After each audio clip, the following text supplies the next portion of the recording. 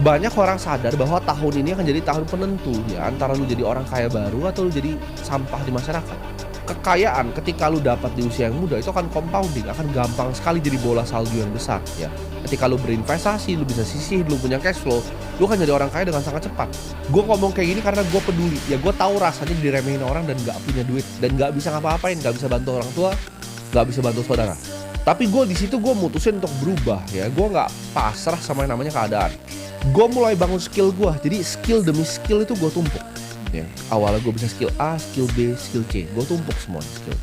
Semua ilmu itu gue telan dan akhirnya gue fokus di satu bidang, yaitu investasi. Gue belajar gimana caranya setiap hari gue bisa jadi investor yang lebih baik dibanding kemarin.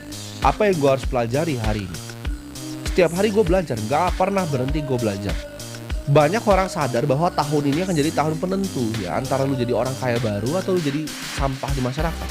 Kekayaan ketika lu dapat di usia yang muda itu akan compounding, akan gampang sekali jadi bola salju yang besar ya. Ketika lu berinvestasi, lu bisa sisihin, lu punya cash flow, lu akan jadi orang kaya dengan sangat cepat. Gue ngomong kayak gini karena gue peduli, ya gue tahu rasanya diremehin orang dan gak punya duit dan gak bisa ngapa-ngapain, gak bisa bantu orang tua, gak bisa bantu saudara. Tapi gue di situ gue mutusin untuk berubah ya, gue nggak pasrah sama yang namanya keadaan.